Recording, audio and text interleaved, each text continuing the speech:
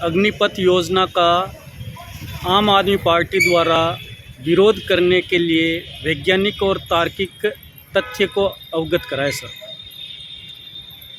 देखिए, दो तरह की बात है। एक तो यह कि हमारी देश की सुरक्षा के लिए हमारी सेना बहुत ही योग्य और काबिल होनी चाहिए। दूसरा, हमारे देश का जो बजट है उसमें काफ़ी अधिक मात्रा में बजट सेना पर खर्च किया जाता है। सेना का काम देश की बाहरी और आंतरिक सुरक्षा को मुहैया कराना है।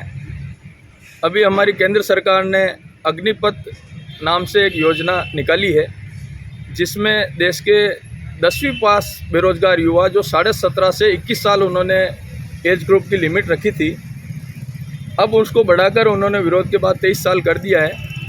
लेकिन जब 17.5 साल का बच्चा, जिसको कि स्कूटर चलाने तक का लाइसेंस हमारे देश में नहीं दिया जाता है, गियर वाला, और बच्चा जब हमारे 10वीं क्लास का बच्चा 5 किलोमीटर दूर जाता है तो माँ बाप चिंतित होते हैं। इतने छोटे बच्चों को अल्पायु अवस्था में देश की सुरक्षा की बागडोर सौंपना एक बहुत ही निम्न स्तर का और अपरिपक्व दर्जे का डिसीज़न है। हम इसकी निंदा करते हैं। इसमें भी बच्चे को, एक तो उसकी पढ़ने की आयु ख़त्म हो रही है। 0 से 6 साल तक बच्चे जब जन्म लेता है उसकी सीखने की क्षमता, ग्रास्पिंग पावर सबसे तेज़ होती है, और 21 साल की उम्र तक बच्चा जो सीखना होता है, उसकी आदत आचरण जैसा बनता है वही उसका ताउम्र रहता है, ऐसा वैज्ञानिक सोच के अनुसार कहा जाता है।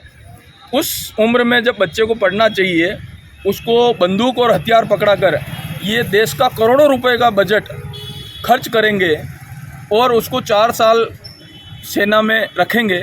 उसके बाद 25% युवाओं को स्थायी किया जाएगा और उसके 4 साल के दौरान भी उनके साथ ऐसा दोहरे तबके का उनके साथ व्यवहार किया जाएगा। एक तो स्थायी सैनिक और एक अस्थायी सैनिक जैसा, उनको कैंटीन सुविधा प्रोवाइड नहीं कराई जा रही है और उनको रात दिन ये आभास रहेगा कि 4 साल के बाद हम बेरोजगार होने वाले हैं। और जो उनको ये कह रहे हैं 21,000 से 30,000 की मासिक तनख्वाह देंगे, तो हमारे गृह जिले में कोई सेना की भर्ती होने वाली नहीं है। उसकी बॉर्डरों पे नियुक्ति रहेगी, वहाँ का खर्चा, जब ऐसी अवस्था में जब उनको कैंटीन या सेना को जो प्रोवाइड होने वाली सुविधाएं भी नहीं दी जा रही है, तो 21,000 से 30,000 की जो उनको तनख्वाह दी जा रही है वो भी उसकी भरण पोषण में खर्चा खत्म हो जाएगा। 4 साल बाद उसके हाथ में नील बटा सन्नाटा रहेगा। 4 साल बाद ये बता रहे कि हम पेंशन देंगे, एक मुश्त पैसा देंगे। वो 10 से 11 लाख रुपए का इनका आंकड़ा है। 10 से 11 लाख रुपए का आंकड़ा लेकर 10वीं पास बेरोजगार, जिसको 12वीं की डिग्री की सर्टिफिकेट दे दी जाएगी, जबकि उसने बंदूक और हथियार चलाना सीखा है, किसी प्रकार की शैक्षणिक योग्यता उसने 11वीं-12वीं की नहीं ली है, फिर भी उसको 12वीं की डिग्री के बराबर समकक्ष रखा जाएगा। उसको अगर ग्रेजुएशन की पढ़ाई कराई जाए तो उसके लिए उसका माइंड परिपक्व और स्थिर तैयार नहीं है। ऐसी अवस्था में वो बच्चा डेफिनेटली डिप्रेशन की अवस्था में जाएगा। वो रोज़गार के लिए जब अपनी उस 12वीं की तथाकथित डिग्री को लेकर जाएगा, उसको कॉरपोरेट जगत, जो अंबानी अडानी जैसी अभी मोदी सरकार ने कई सरकारी एजेंसियों को निजीकरण कर दिया है, उनको चौकीदारों की ज़रूरत होगी। और अर्थशास्त्र का नियम कहता है कि मांग के आधार पर, मांग से कई गुना अधिक प्रोडक्शन होने पर, आज जैसे सिक्योरिटी एजेंसी वाले को 15,000 से 30,000 रुपये वंडर, जेके सीमेंट और ये जिंक दे रहे हैं, लेकिन उस समय जब प्रोडक्शन बहुत अधिक हो जाएगा तो उसी चौकीदार को या सिक्योरिटी गार्ड को 5,000 रुपये से अधिक नहीं दिए जाएंगे। ये एक शोषण की नीति है। उसमें भी जो 75% बेरोजगार होंगे, उसमें से 2%, 5% मैक्सिमम खपत पूरे देश में हो जाएगी। बाकी के बच्चे 70% बेरोजगार जो होंगे, उसको कांग्रेस और बीजेपी वाले लोग अपने बाउंसर के रूप में उपयोग लेंगे। नेता जो 2 नंबर का धंधा करते हैं, जो युवाओं को लड़ाने का काम करते हैं, और कहीं न कहीं ये युवा बेरोजगार होकर जो आर्मी की दक्ष प्रशिक्षण को प्राप्त किए हुए हैं, वो ना तो हमारी राजस्थान पुलिस से डरेंगे, ना वो हमारे आरपीएफ से डरेंगे। और अभी आप देख रहे हैं जो ट्रेनिंग किए हुए बच्चे नहीं हैं, अभी सिर्फ तैयारी कर रहे हैं, उन्होंने भी पथराव किया, मैं उसकी निंदा करता हूँ। अपनी रोजगार के लिए अपनी भारतीय संपत्ति पर पथराव करना और ऐसी गंदी राजनीति करना, मैं इसकी निंदा करता हूँ। हमारी देश की संपत्ति ये पार्टियों से भी ज़्यादा महत्वपूर्ण हमारा देश है, हमारी माननीय पुलिस है, हमारा प्रशासन हमारे लिए सम्मानित है। हम इनका सम्मान करें, इनके ऊपर पथराव न करें। जो भी बात हमें कहना है, कागज़ और कलम है। शिक्षित आदमी अगर होगा और अगर वो सेना में जाने योग्य बच्चे होते तो पथराव नहीं करते, अपना समझदारी से ज्ञापन देते, आमरण अनशन करते, धरना देते, लेकिन पथराव नहीं करते। ये सिद्ध करता है कि हमारी शैक्षणिक प्रणाली जो है कांग्रेस और बीजेपी की 70 साल में जो चलाई हुई है वो योग्य और परिपक्व नहीं है, इसीलिए उन्होंने पथराव किया है। तो जो ऐसे अपरिपक्व बच्चों को जो 10वीं पास किए हुए उनको सेना में आप देश सौंप दोगे, उसकी सुरक्षा सौंप दोगे, वो 4 साल बाद बेरोजगार होके आतंकवादी संगठनों में सम्मिलित होंगे, मॉब लीचिंग करेंगे, घर जलाएंगे, हमारे ज़िले को जलाएंगे, हमारे देश को जलाएंगे। हमारे देश में ये कांग्रेस और बीजेपी के बेरोजगार युवा बेरोजगार जनता पार्टी के काम आएंगे। बेरोजगार जनता पार्टी अपनी सेना में इनको भर्ती करेगी, चुनावी रैलियों में दौड़ाएगी और आम जन को डराने के काम आएंगे, बूथ कैप्चरिंग के काम आएंगे और पथराव और मॉब लीचिंग की घटनाएं बढ़ेगी। इसलिए केंद्र सरकार को इस योजना के बारे में फिर से सोचना चाहिए। अंबानी अडानी के बारे में ना सोचें। मोदी जी बार बार कह रहे हैं देश से ऊपर पार्टी नहीं है आपकी। आपने अभी 800 करोड़ के कार्यालय बनाए, 2-2 करोड़ के। वो 800 करोड़ का हिसाब दीजिए जनता को कहाँ से लेकर आए हैं। और अब फिर आपने 3 काले कृषि कानून को रद्द करने में 700 किसानों को शहीद कर दिया, फिर भी आँख में एक आंसू नहीं आया। जलियांवाला कांड, 365 हमारे भारतीय शहीद हुए थे जो हम आज भी याद कर रहे हैं, उससे डबल दुगनी हत्याएं आप कर चुके हैं, फिर भी आपके एक आँख में आंसू नहीं आया।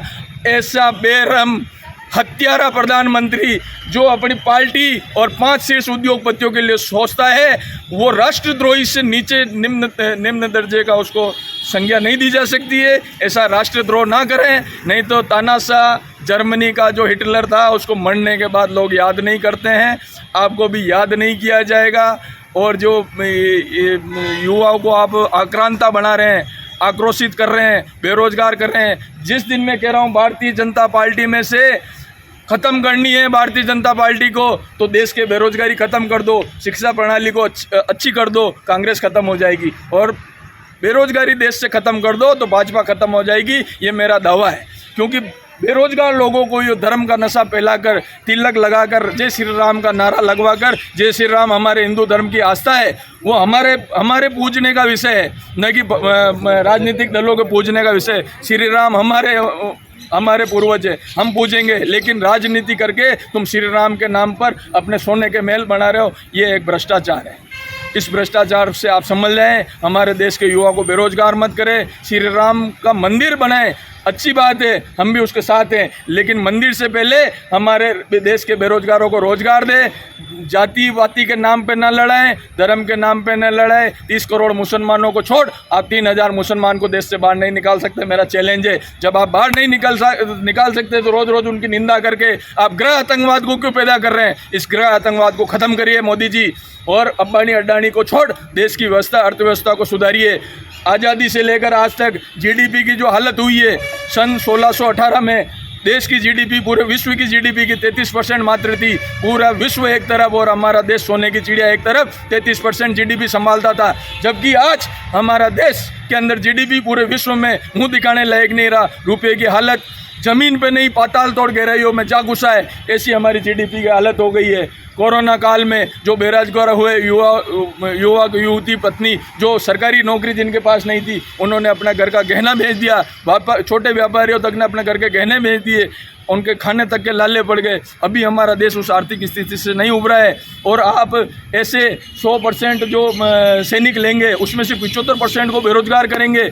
उस 75% के लिए दक्ष प्रशिक्षण देने के लिए जो करोड़ों रुपया खर्च किया जाएगा, वो भी पानी में जाएगा। और वो जो बेरोजगार युवा आतंकवाद के, गृह आतंकवाद के, मॉब लीचिंग के काम आएंगे। इसलिए मोदी जी और माननीय राष्ट्रपति महोदय से मेरा पूर्ण निवेदन है कि इस पर पुनर्विचार किया जाए और इस पर सोचा जाए। ये योजना पूरी तरह से बेईमानी है और बेरोजगारों को आतंकवादी बनाने का राजनीतिक दल के बाउंसर बनाने का, नेताओं के बाउंसर बन के काम करेंगे ये लोग। और बाउंसर भी आप 100 में से 100 खपत नहीं कर सकते। 5% अंबानी अड्डानी कर देंगे, 2% आप सारे नेता कर देंगे, सरपंच से लेकर आप सांसद तक। बाकी के फिर भी उन 70%, 68% जो बेरोजगार हमारे कांग्रेस बीजेपी के नेता है वो मॉब लीचिंग के काम आएंगे। मैं फिर आगाह कर रहा हूँ, मेरी रिकॉर्डिंग को सेव कर लेना। जब जब घर में, हमारा देश में घर में आग लगेगी तब याद कर लेना, ये सैनिक और तुम्हारा ये डिसीजन ही काम आएगा। तुम्हारी पुलिस फेल हो जाएगी, तुम्हारा प्रशासन फेल हो जाएगा, लेकिन तुम जब तक युवाओं को रोजगार नहीं दे सकते तब तक आपको युवाओं को लड़ाने की भी कोई आवश्यकता नहीं है। पुनर्विचार किया जाए, इस योजना को रद्द किया जाए। जय हिंद, जय मां भारत।